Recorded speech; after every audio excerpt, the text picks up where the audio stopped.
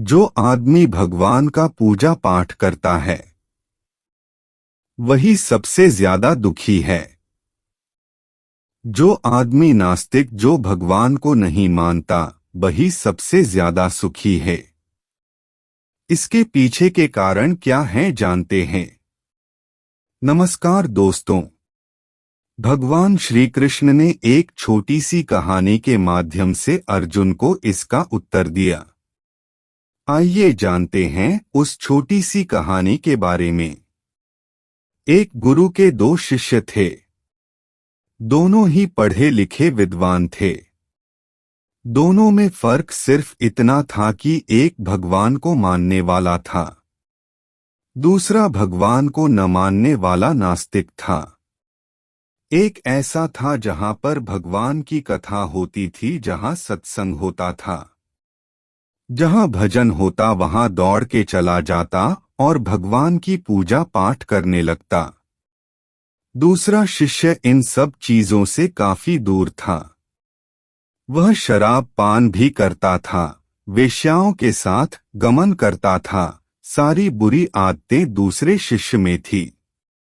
एक दिन क्या हुआ, एक शिष्य शराब पीकर अनाप शनाप बोलते हुए रास्ते में पैदल चलते हुए अपने घर को जा रहा था। ठीक उसी समय दूसरा शिष्य भी वही पहुंचता है और हंसते हुए उसको बोलने लगता है, क्यों तुम ही हो ना जो सबसे ज्यादा पूजा पाठ करते हो, भगवान का भजन करते हो। क्या दिया तुम्हारे भगवान ने तुम्हें, मुझे देखो मैं कभी मंदिर नहीं गया और ना ही मैंने कोई भी काम अच्छा किया। मेरे घर में भगवान का मंदिर भी नहीं है। मैंने कभी अपने घर में सत्यनारायण का कथा नहीं कराया। भगवान के सामने कभी माथा नहीं टेका, फिर भी मैं कितना संपन्न हूँ। उम्मीद हूँ मेरे पास पैसों की कोई कमी नहीं है। सबसे ज्यादा सुखी जीवन में ही जी रहा हूँ। अच्छे शिष्य को उसकी बात चुभने लगी। उसने मन ही मन विचार किया, हाँ यह तो सच बोल रहा है। मैं कितना पूजा करता हूँ और वह कुछ नहीं करता, फिर भी कितना सुखी है। इतना सोचते हुए वह अपने गुरु के पास चला जाता है और यही प्रश्न गुरु से करता है। गुरुजी मुस्कुराते हुए बोले, भगवान जो करते हैं अच्छे के लिए ही करते हैं। जिसकी जैसी योग्यता होती है उसको उसी के अनुसार फल देते हैं। अब तुम्हारे प्रश्नों का उत्तर तुम जानते हो। भगवान ने तुम्हारे पैर में ही क्यों चुभाई काटे और उसको पैसों से भरी हुई बैंक क्यों मिली।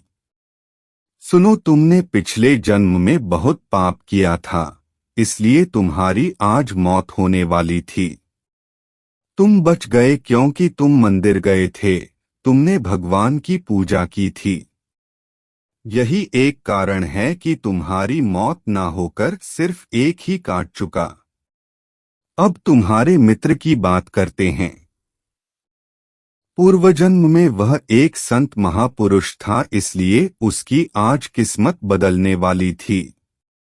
करोड़ों की संपत्ति का मालिक बनने वाला था, मगर इस जन्म में उसने कोई भी अच्छा काम नहीं किया।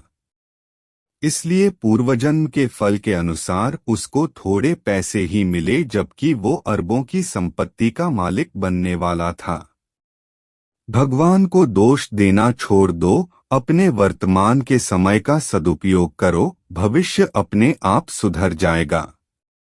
इस प्रकार उसकी आंखें खुल गई और वह फिर से अपने पूजा पाठ में लग गया।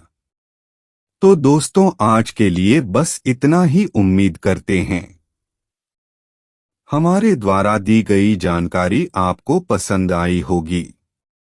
तो मित्रों, अगर यह वीडियो आपको पसंद आई हो तो लाइक और शेयर जरूर कीजिएगा।